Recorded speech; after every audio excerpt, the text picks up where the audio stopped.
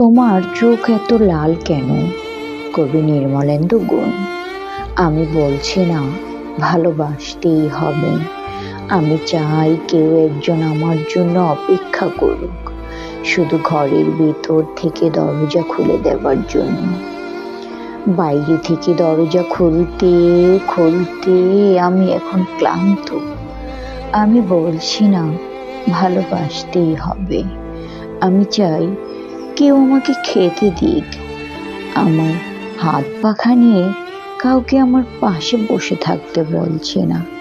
আমি জানি এই ইলেকট্রিকের যুগ নারীকে মুক্তি দিয়েছে স্বামী সেবার দায় থেকে।